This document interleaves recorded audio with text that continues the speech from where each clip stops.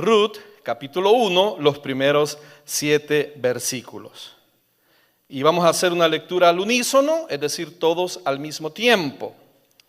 Dice así el Señor: Aconteció en los días que gobernaban los jueces, que hubo hambre en la tierra. Y un varón de Belén de Judá fue a morar en los campos de Moab, él y su mujer y 2 hijos suyos. El nombre de aquel varón era Elimelech y el de su mujer Noemí. Y los nombres de sus hijos eran Malón y Kelión, efrateos de Belén de Judá. Llegaron pues a los campos de Moab y se quedaron allí. Y murió Elimelech, marido de Noemí, y quedó ella con sus 2 hijos, los cuales tomaron para sí mujeres moabitas. El nombre de una era Orfa y el nombre de la otra Ruth, y habitaron allí unos 10 años. Y murieron también los 2, Malón y Kelión, quedando así la mujer desamparada de sus 2 hijos y de su marido. Todos juntos.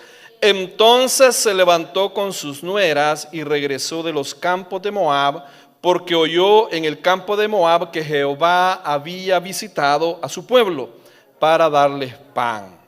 Salió pues del lugar donde había estado y con ellas sus 2 nueras, y comenzaron a caminar para volverse a la tierra, dice, de Judá. Señor, te damos las gracias por tu palabra, te damos las gracias, Señor, por este templo donde nos reunimos para adorarte. Ahora, Señor, te suplicamos que hables a nuestros corazones, habla a nuestra vida, Señor, que podamos predicar tu palabra con reverencia, con respeto, que podamos predicar tu palabra con autoridad de lo alto, mi Dios, con unción del Altísimo.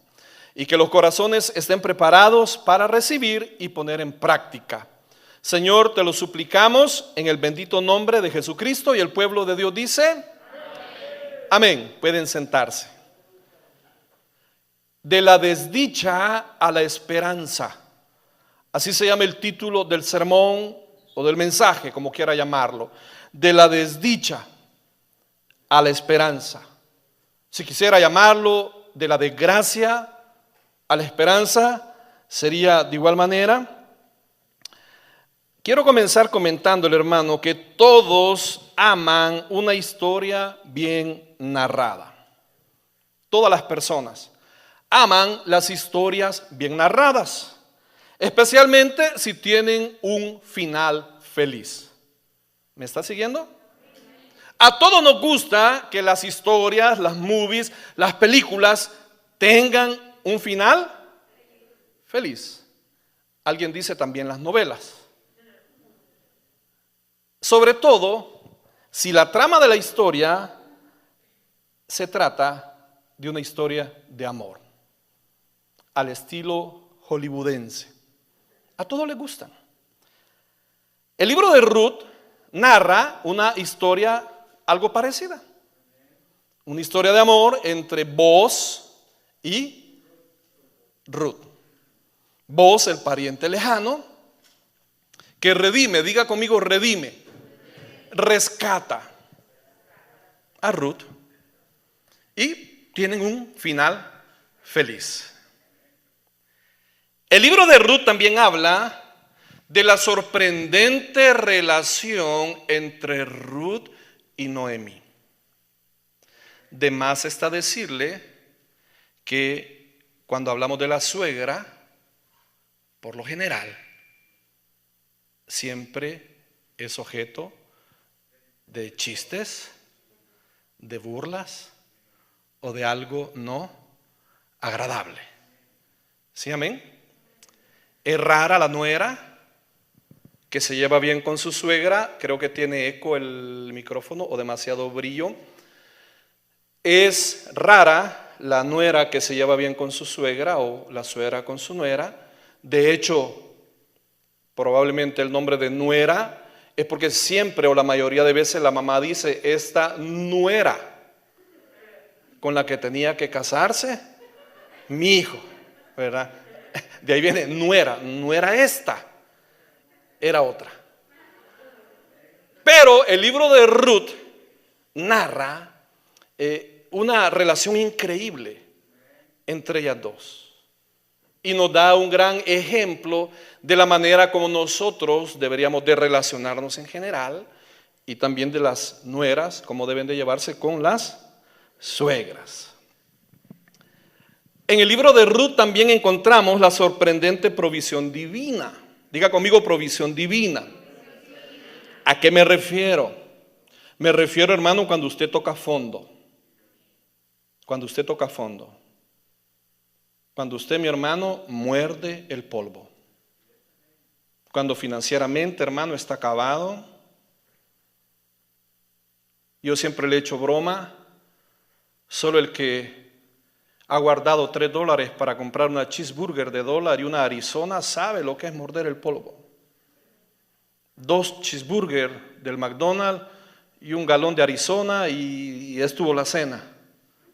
Y tiene que guardar los otros $5 para ponerle gas al carro, porque antes muerto que sencillo, ¿verdad? Y el carro siempre. El libro de Ruth narra una historia parecida. Narra la historia de Noemí y cómo, hermano, va cayendo en una decadencia, cómo va cayendo desgracia tras desgracia, desdicha tras desdicha, hasta que llega el punto, hermano, que queda sin nada. Pero de allí Dios levanta del polvo al desvalido. De ahí dice la palabra: no he visto justo desamparado, ni su descendencia que mendigue pan. De ahí dice la palabra que el justo por la fe vivirá. 7 veces cae el justo y 7 veces se levanta. El libro de Ruth narra, presenta esa historia de cómo Ruth es redimida, cómo Ruth es rescatada, cómo Ruth es levantada, a pesar de ser moabita, a pesar de no ser hebrea, israelí, a pesar de ser, hermano, de una nación pagana. El libro también figura la manera como Cristo redime a los gentiles, que no es un pueblo judío, somos nosotros, y nos bendice a pesar de no ser su pueblo original, que es el pueblo de Israel. Todas esas verdades el libro de Ruth las encierra. Y esta noche vamos a verlas despacio, poco a poco. ¿Qué es lo primero que el Señor quiere enseñarnos para aquellos que toman nota? ¿Qué es lo primero que quiere enseñarnos? Ponga atención. Oiga esto. Una vida desordenada lleva a una vida necesitada. ¿Me sigue? Una vida desordenada, una vida fuera de la voluntad de Dios, una vida, mis hermanos, que se vive a su manera y no a la manera de Dios, siempre va a ser una vida necesitada. Siempre va a ser una vida con escasez. Siempre va a ser una vida, hermanos, que va al día. Una vida llena de necesidades. Vea por favor el versículo número 1. Y el autor de Jueces, o de Ruth, perdón, ubica el libro en el contexto histórico. Eso es lo primero que él hace. Él ubica el libro en el contexto histórico, en la historia, lo que está pasando. Ve el versículo número 1. Dice: aconteció en los días que gobernaban los jueces. ¿En qué contexto de la historia se escribe o suceden los acontecimientos del libro de Ruth? En el tiempo, ¿en qué? En que gobernaban los jueces. Para poder entender la Biblia, hermano, hay que hacer un viaje en el tiempo. Hay que hacer un viaje al pasado y ubicarse en qué es lo que estaba pasando en este momento. Ubicarse en el contexto histórico, ubicarse en el contexto de lo que estaba aconteciendo o sucediendo. Y aquí dice que aconteció en los días en los que gobernaban los jueces. Este es o fue uno de los periodos más oscuros y caóticos del pueblo de Israel. En lo largo de la historia del pueblo de Israel, el período de los jueces es uno o fue uno de los períodos más oscuros, más caóticos. Israel, y usted puede leer el principio de los jueces, Israel venía, lo predicábamos unos días antes, Israel venía, hermanos, de 7 años de gloria.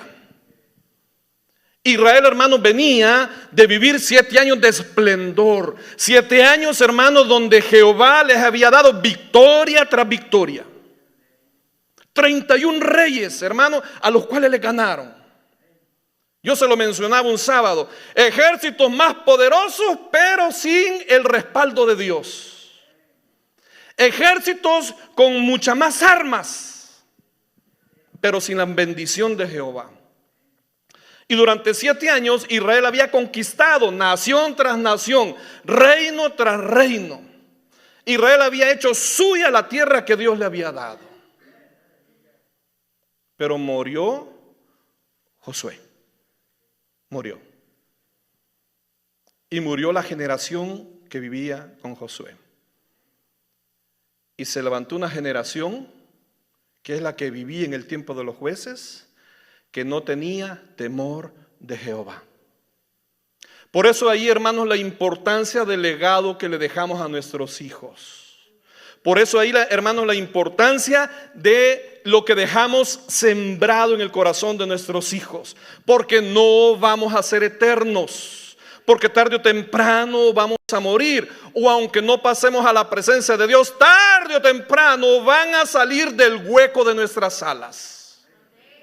Y lo único que los va a acompañar, lo único, mi hermano, que va a ir con ellos son los principios, son los valores y es el temor a Jehová que nosotros pudimos haber sembrado en sus corazones. Murió esa generación, hermano, y en resumen, el libro de los jueces, cada quien hacía lo que bien le parecía. Ese es el periodo de los jueces. Hermano, ahí cada quien hacía lo que le daba la gana. Era una Sodoma y era una Gomorra. Si usted ve, por ejemplo, vaya a Jueces, para que vea que no le estoy mintiendo, en el capítulo 17, versículo 6, hay un librito antes, Jueces 17, 6, y se va a dar cuenta de lo que pasaba en Israel en ese periodo del tiempo. Jueces 17:6. Estamos ubicando el contexto histórico para que usted tenga idea de por qué ocurren esos acontecimientos. Dice Jueces 17:6. En aquellos días, dice, no había rey en Israel. Cada uno hacía lo que bien le parecía. Vea por favor el 18:1. Ahí mismo. Jueces 18:1.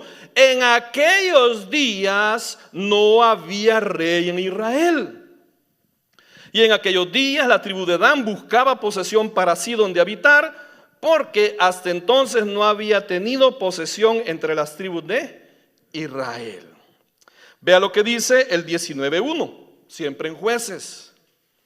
En aquellos días, cuando no había rey en Israel, hubo un levita que moraba como forastero en la parte más remota del monte de Efraín, el cual había tomado para sí mujer concubina de Belén de Judá.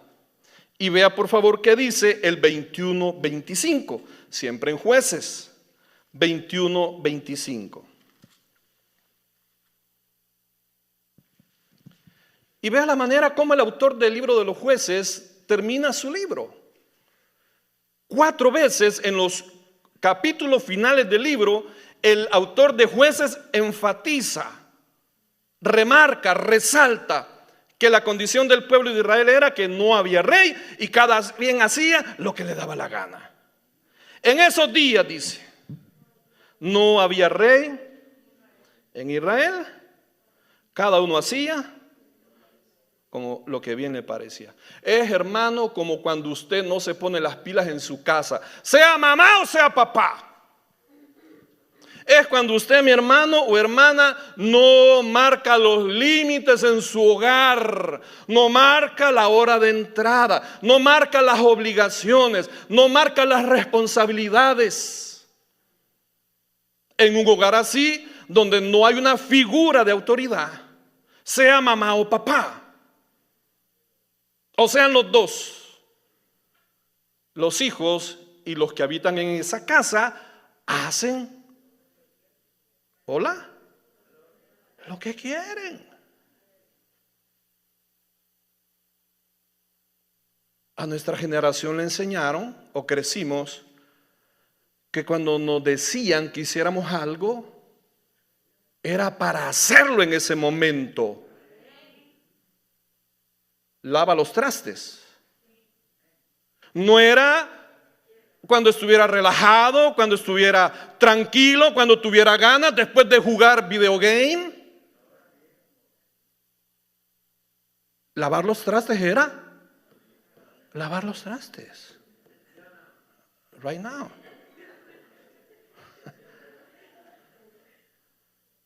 ¿Sí? Ahora el muchachito no tiene la culpa, hermana o hermano, es usted que no marca límites.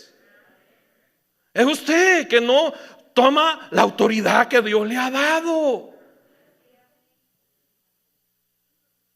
Y hasta que ya no encuentra una cuchara para endulzar el café. Porque hasta los desechables ya los ensució. Compren en el supermercado trastes desechables, platos desechables, cucharas desechables, tenedores desechables, cuchillos desechables, y se los lleva a todos, los ensucia a todos. Y hasta entonces a usted que dio la orden de lavar los platos le toca lavar la cuchara para endulzarse el café. Hola. Hermanas, pongan en cintura estos hipotes. En serio. Enséñenle a dar las gracias. Con permiso. Buenos días. Buenas noches. Si ustedes no lo hacen en su casa, hermanos, nadie lo va a hacer afuera. Y el problema era que en el pueblo de Israel ya parece escuela de padres, ¿verdad? Ese es otro sermón.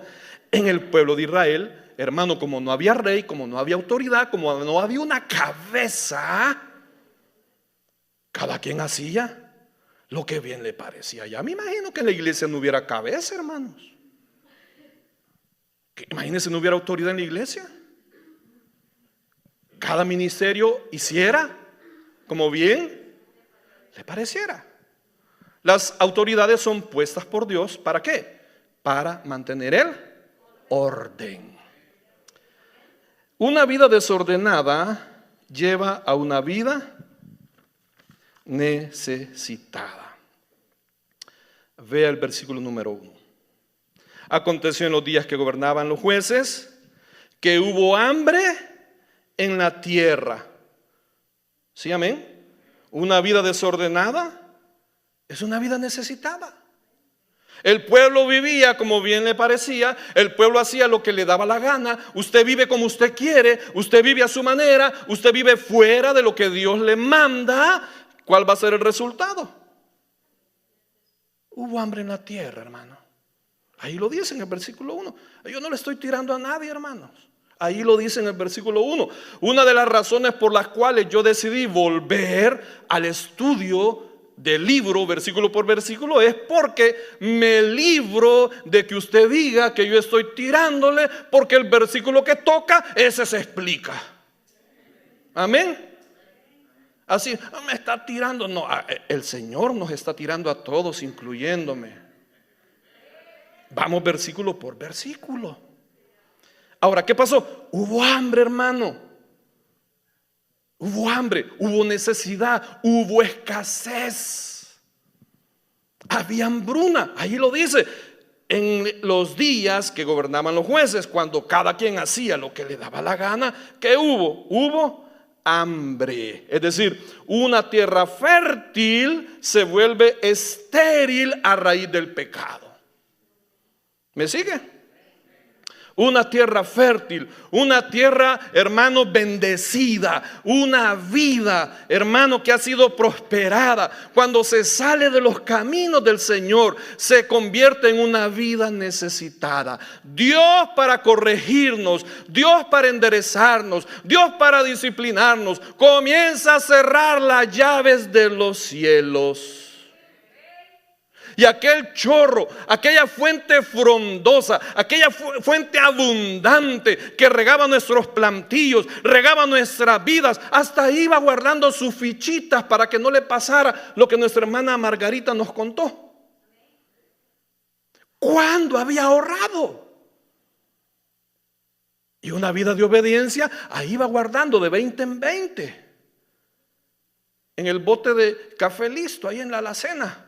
Para que nadie se lo robe, ahí tiene el dinero metidito en el counter. Abren y ven el bote de sal, mas no saben que ahí está el billullo adentro del bote. Ahora, ¿qué pasa? Nos desviamos y el Señor comienza ¿qué? Comienza a cerrar el chorro. El Señor, hermanos, no tarda en disciplinarnos. El Señor, hermanos, no tarda en apretarnos. Y en el pueblo que había hambre. Ahora, póngame atención con esto. Porque usted dirá, pastor, yo estoy siendo bendecido, yo estoy siendo prosperado, yo tengo mi trabajo, a pesar de lo que ando haciendo, a pesar de lo que ando viviendo, no me falta nada hasta este momento, todo está bien, todo está tranquilo, tengo de sobra, tengo suficiente, mis necesidades están cubiertas, mis ahorritos están ahí guardados. El hambre no necesariamente tiene que ser material. ¿Me sigue? Sí, amén, está cubierto todo. Pero tal vez su alma anda con hambre de Dios.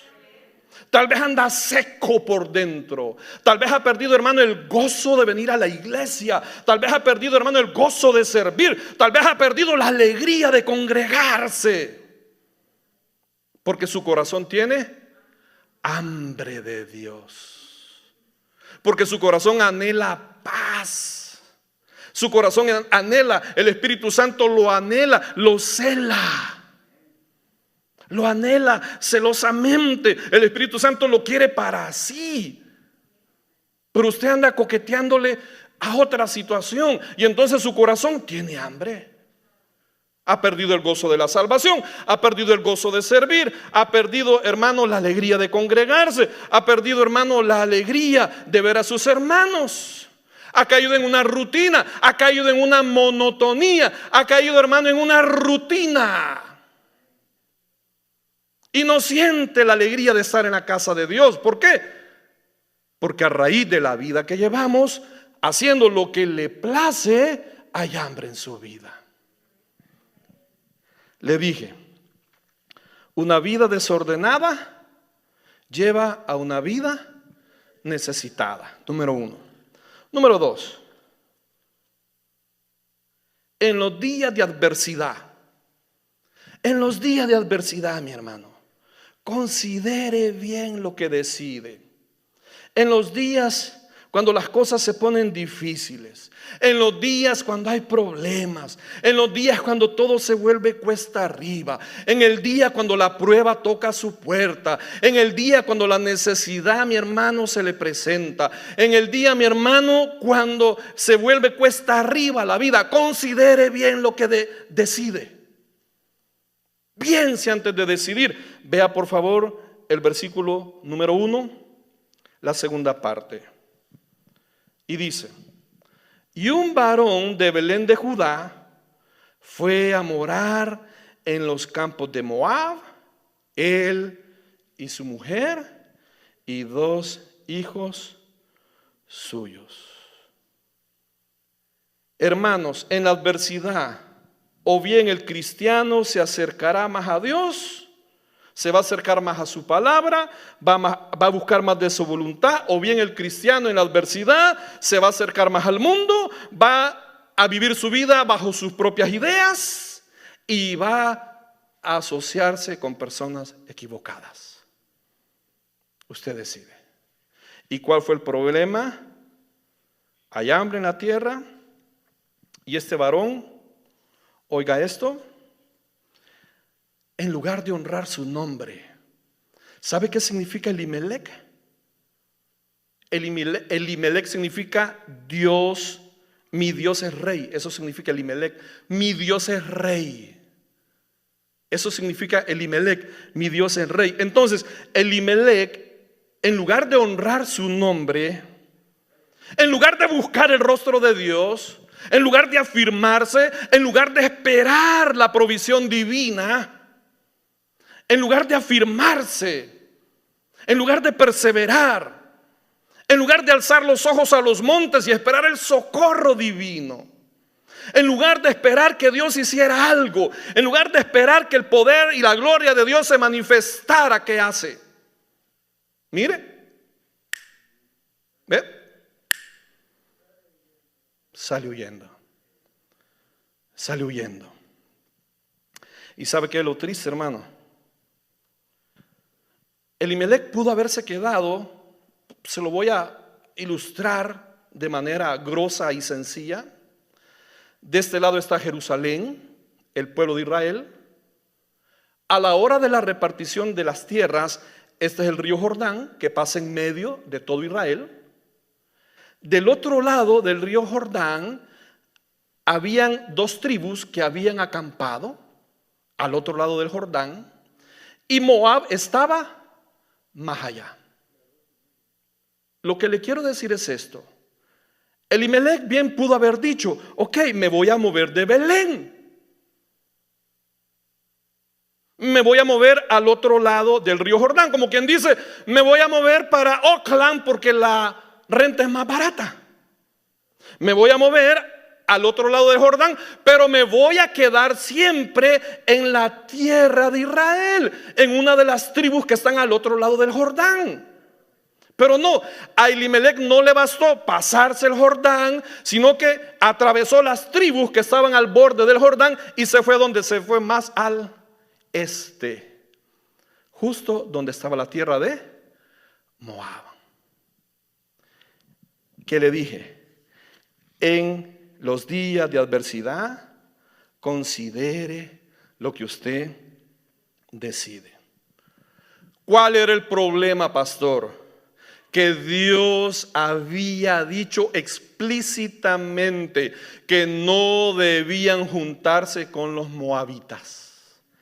Vaya por favor a Deuteronomio, más adelante, Deuteronomio capítulo 23, versículo 3. Génesis, Éxodo, Levíticos, Números, Deuteronomio. 23, ver versículo número 3. Elimelec toma una pésima decisión y se va a meter a la boca del lobo. Elimelec cae del sartén al fuego. Dice el 23:3 de Deuteronomio: no entrará amonita, ni ¿qué dice? Moabita en la congregación de Jehová, ni hasta la 10ª generación de ellos no entrarán en la congregación de Jehová para siempre, por cuanto no os salieron a recibir con pan y agua al camino cuando saliste de Egipto, y porque alquilaron contra ti a Balaán, hijo de Beor, de Petor en Mesopotamia, para maldecirte. ¿Cuál era el problema, hermanos? Que cuando Israel venía de Egipto e iba rumbo a la tierra prometida, los moabitas no les permitieron pasar por su tierra. Los moabitas les cerraron el paso, no salieron a encontrarles con pan y agua, no fueron amigables, hermanos, no fueron considerados, sino que les cerraron el paso, y eso obligó al pueblo de Israel a bordear, es decir, a rodear la tierra de los moabitas. ¿Para qué? Para poder entrar a la tierra. Como castigo, Dios los advierte y les dice: no van a hacer tratos con los moabitas. En 10 generaciones no pueden entrar al templo a adorar. Y sin embargo, ¿qué hace Elimelec? ¿Se va para dónde? Para la boca del lobo. Es decir, se va a meter donde no debía de meterse. Hermanos, le vuelvo a repetir, en los días de adversidad, considere bien lo que decide. Cuando hay problemas, no se mueva. Cuando hay dificultades, no se mueva. Cuando hay situaciones, no se mueva. Y se pone fea la situación, no se mueva. No decida mal. Hermano, no desarmemos el hogar. Se oye bien fácil. Se oye bien fácil. No, dejo a la fulana, dejo al mengano, rehago mi vida. Estoy joven, está joven.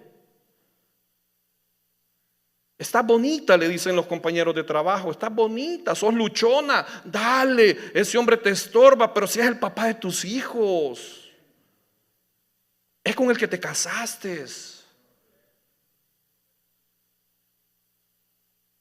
Yo te voy a presentar unas mujeres, vas a ver. Ahí te tienen, mangoneado, te agarran. Hermano, no se mueva. Aguante. No tome decisiones equivocadas. Hermano, mire, no tome decisiones ni cuando esté enojado, ni cuando está exciting. Cuando está efusivo, no tome decisiones. Cuando está enojado, va a tomar las pésimas decisiones. Cuando está demasiado excitado, cuando está demasiado fervoroso, cuando está, hermano, demasiado alegre, cuando está demasiado efusivo, va a tomar pésimas decisiones. Cuente hasta 100, hermano. Cuente hasta 1000. Y se lo dice, hermano, una persona que en sus batallas tiene un temperamento compulsivo, aunque usted no lo crea. Una persona, hermano, que no le cuesta hablar antes que pensar. Una persona, hermano, que trabaja con el dominio propio. Porque somos de mecha corta y aunque no parezca, pero a la primera provocación en el mundo fuimos golilleros, fuimos buscapleitos. Bendito Dios, nunca fui militar porque me hubieran metido preso a saber cuántos hubieran matado con una escuadra en mi cintura. Porque me atravesaron un carro, porque me bajaron el parqueo, porque me dijeron algo, porque me pitaron 3 veces, qué sé yo. No tome decisiones, ni enojado, ni demasiado animoso, porque va a tomar malas decisiones. ¿Y qué pasó con Elimelech? Hermano, ante la adversidad, ante la prueba, ante la escasez, ante la necesidad que hace, agarra a su familia, dice, a su mujer, agarra a sus 2 hijos y ¿qué hace? Se va a los campos de Moab. Cansarse pronto del lugar en que Dios nos ha colocado y trasladarnos tan pronto como surge el menor inconveniente es señal de un ánimo inestable e inmaduro. Se lo voy a repetir. Cansarse pronto del lugar a donde Dios lo ha colocado. Cansarse pronto del lugar donde Dios lo ha colocado. Y pensar en moverse, pensar en trasladarse, pensar en levantar campamento tan pronto como surge el primer inconveniente, tan pronto cuando surge el primer problema, es señal de un ánimo inestable. ¿Es señal de qué? De inmadurez. Por eso dice Santiago, el hombre de doble ánimo es inconstante en todos sus caminos. Porque a la primera prueba, al primer problema, se va. ¿Y qué le garantiza?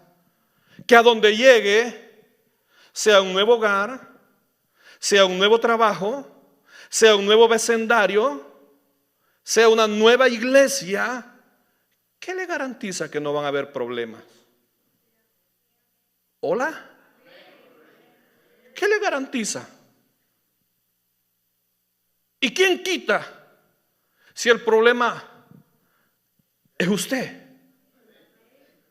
Y lo que está pasando es que se está llevando el problema que está en usted para otra parte. Viene de fracaso en relaciones, novios, novias, parejas, etcétera, etcétera. Y nunca la hace, nunca prospera, nunca se estabiliza, nunca, hermano, hace vida. Y dice que todos los hombres me salen malos, como que son aguacates. O que son papayas o sandías. Aunque algunos, para ahí vamos. ¿Verdad, mano Charlie? Ya quisiéramos que nos pegaran en la cabeza a ver si le sale bien el hombre. Yo nunca he entendido cómo hacen eso en los mercados, que le pegan a la sandía. Esta llévese, le dicen. Pégale a su marido a ver cómo le sale. ¿Ah? ¿Quién le dice que no va a llegar a hallar problemas a otro lado? Como le dije, sea un nuevo hogar, sea un nuevo trabajo, sea un nuevo vecindario, sea un nuevo país. Porque yo le aseguro que muchas de las cosas que pasaban allá en Centroamérica, México, Suramérica, aquí se vinieron a repetir. Porque no quedaron allá, vinieron con nosotros acá. ¿Hola? El hombre de doble ánimo es inconstante en todos sus caminos. No se mueva. Yo ya le he comentado. Yo no entendía. Oía un pastor que decía, Navy Blue decía. Y cuando está en problemas, Navy Blue decía. Y cuando el problema rece, Navy Blue. Y cuando la prueba se ponga difícil, Navy Blue. Yo decía, ¿y este qué quiere decir? Yo estaba desconectado un poco de las prédicas de él, hasta que un día me di cuenta que Navy Blue es o era el color de las sillas del templo. El color de las sillas era Navy Blue.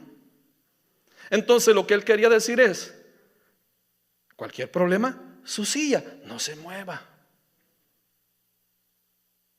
Cualquier situación, Navy Blue, quédese ahí sentado. No decida. ¿Me sigue? Aquí yo le diría red wine. Vino tinto. El problema es que algunos van a decir, no, el pastor nos está diciendo vino tinto. Cualquier problema, una copita de vino tinto. Red wine. Engache. 14 grados de alcohol. Mejor le digo su banca para que no haya confusiones y se malinterprete lo que le estoy diciendo. Las malas decisiones conducen a nefastas consecuencias, hermano. Las malas decisiones conducen a nefastas consecuencias. Vea por favor el versículo número 3. Dice el 12, el nombre de aquel varón era Elimelec y el de su mujer Noemí, y los nombres de sus hijos eran Malón y Queleón, efrateos de Belén de Judá. Llegaron pues a los campos de Moab y se quedaron ahí. Vea las nefastas consecuencias. Y murió Elimelec, marido de Noemí, y quedó ella con sus 2 hijos. ¿Qué le parece? Los cuales tomaron para sí mujeres moabitas. El nombre de una era Orfa y el nombre de la otra Ruth, y habitaron allí, dice, 10 años. Hermanos, ¿se le muere el marido a Noemí? ¿Sí, amén? Entonces queda la responsabilidad bajo sus 2 hijos, porque esa era la ley. Los hijos se hacían cargo de las viudas. Se le muere el marido, queda a cargo de sus 2 hijos, pero en el versículo número 5 dice que sus hijos también murieron los 2. En una versión, ¿sabe cómo dice? Sus días fueron acortados. Sus días fueron acortados. No solo el papá lo saca de Belén, la casa de pan, qué ironía, Belén, la casa de pan, y lo lleva a vivir en una nación pagana, sino que allí al cabo, se muere Elimelec, y al cabo de 10 años de vivir ahí, sus 2 hijos se casan con moabitas extranjeras, pero igual sus días son acortados. Ojo, hermanos, ojo. Sus días son acortados. Estaban para vivir más tiempo, pero fuera de los caminos de Dios, viviendo a su voluntad, haciendo lo que les daba la gana. Sus días fueron. No vaya a ser, iglesia. Los veo bien serios. No vaya a ser, sus días fueron acortados. Y no solo murieron los 2 hijos, sino que no le dieron nietos a Noemí. Ahora, Noemí está en una nación pagana, sin marido, sin hijos y sin nietos que puedan darle continuidad al nombre de la familia. ¿Qué le dije? Las malas decisiones conducen a nefastas consecuencias. Noemí viene en una espiral descendente hasta que toca fondo. Y aquí está el final del mensaje. Cuando toca fondo, hermano, solo queda mirar hacia arriba. Cuando toca fondo, cuando ya está en el piso, lo único que queda es que mirar hacia arriba. Es lo único. Porque en medio de tanta desgracia, ve el versículo 6. En medio de tanta desgracia, en medio de tanta pérdida, hermanos, en medio de tanto problema, en medio de tanta adversidad, en medio de tanto dolor y luto, Noemí oyó que Jehová había visitado su pueblo. Ve el versículo 6. ¿Qué dice? Entonces se levantó con sus nueras y regresó de los campos de Moab. ¿Por qué? Porque oyó en el campo de Moab que Jehová había visitado a su pueblo para darles pan. Desde un principio, hermano, ¿qué le costaba a Elimelec afirmarse en el Señor y esperar la bendición de Jehová? ¿Qué le costaba quedarse en su tierra? Y aunque sea, mi hermano, con escasez, como le digo, no he visto justo desamparado ni su descendencia que mendigue pan, hermano. Aunque sea limitado, aunque sea, mi hermano, de a poquito, pero honrando a Dios, honrando su nombre. Pero sabe, cuando Noemí ya perdió todo, oye que Jehová ha visitado a su pueblo para darles pan, que es lo que necesitaban. Mis hermanos, Noemí creyó las buenas nuevas y su fe la hizo volver. La fe es por el oír, hermanos, y el oír la palabra de Dios. Y cuando mi hermano, gloria al Señor, apláudale al Rey. Cuando Noemí oyó, yo me imagino que su corazón latió con fuerza. Cuando Noemí escuchó que en su pueblo, allá en su nación, en su país, Jehová había llegado a visitarlos para proveerles, el corazón de Noemí volvió a arder. El corazón de Noemí se volvió a encender. Se le vinieron los recuerdos de la prosperidad en su pueblo. Y dijo, me voy a levantar y me voy para mi casa. Me voy para mi tierra. Me voy para mi país. ¿Sabe a quién nos recuerda? Al hijo pródigo. Está comiendo con los cerdos algarrobas. Ya se gastó la fortuna. No tiene ni 5 en la bolsa. No tiene nada. Y cuando está en lo peor, ahí en el chiquero, diga conmigo chiquero.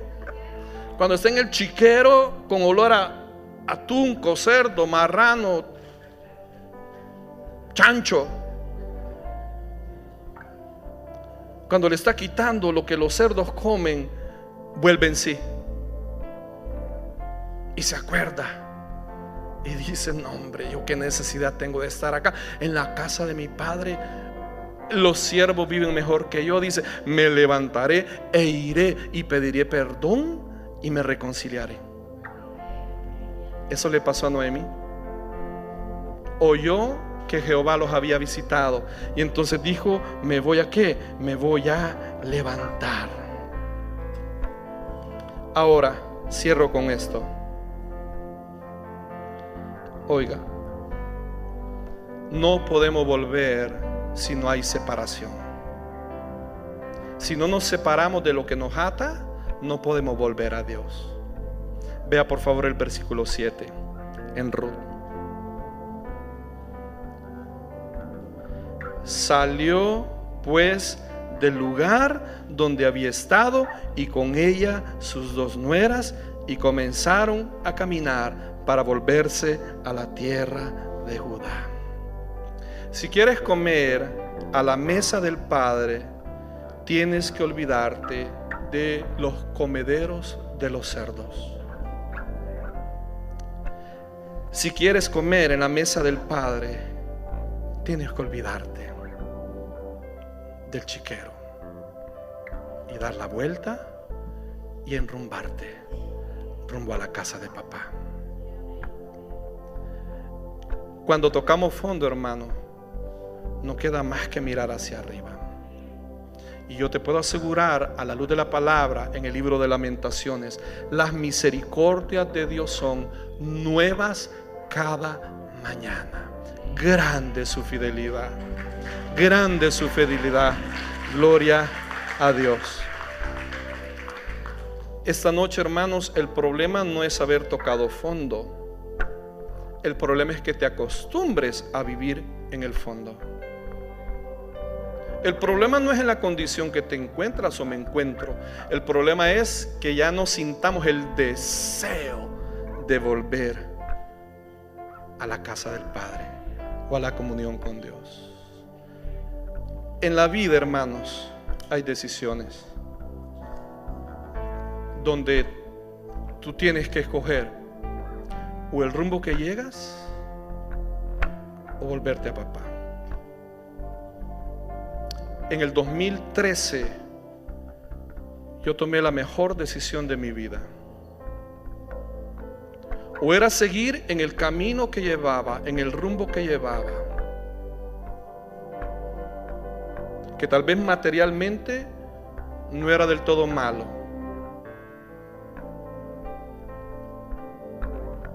pero no era dentro de los planes y el propósito de Dios.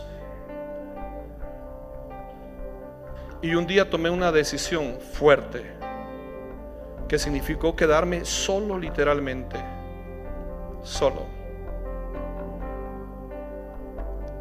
Volví a la casa de mi padre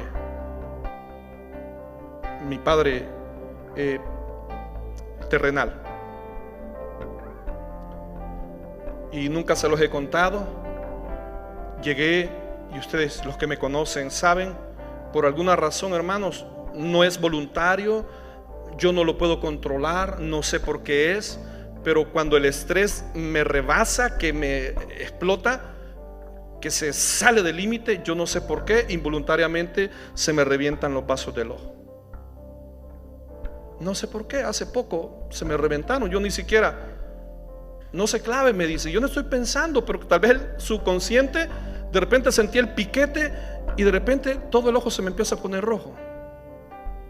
Ese día yo llegué donde mi papá con los dos ojos, hermanos, del color de la camisa del hermano Carlos, a hablar con él.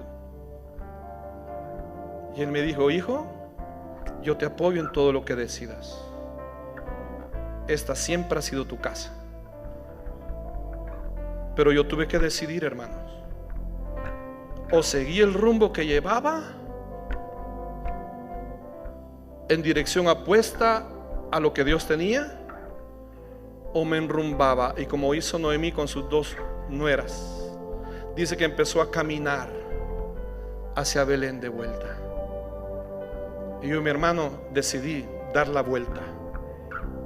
Y mire si Dios no es bueno, que aquí estamos predicando su palabra con ustedes como pueblo del Señor. Volví a reencontrarme con mis hermanos, familia Martínez, mi hermana Mercy, que la aprecio y la quiero mucho. Estuvo conmigo hasta el último día. La familia Valencia, que ya nos conocíamos también. Y así muchos. Mi hermana Carla me la volví a encontrar. Había llegado a la iglesia y en ese tiempo nada que ver, hermano. Fea, decía yo. Nada que ver. Y mira, aquí estamos. Así que esta noche, hermano, nos vamos a poner de pie. Y no sé en qué fondo o en qué situación está, pero sí sé que si alza los ojos al cielo, de ahí vendrá su socorro. ¿Lo creemos, iglesia? Dele un aplauso al Rey. Gloria al Señor. Vamos a alabar al Señor para irnos. Jesús, gloria a Dios. Jesús, Jesús, mi Jesús, Jesús, Jesús, Jesús, Jesús, mi Jesús. Qué bello es pronunciar tu nombre al cantar, Jesús, mi Jesús. Tu nombre trae salud, tu nombre trae virtud, Jesús, mi Jesús.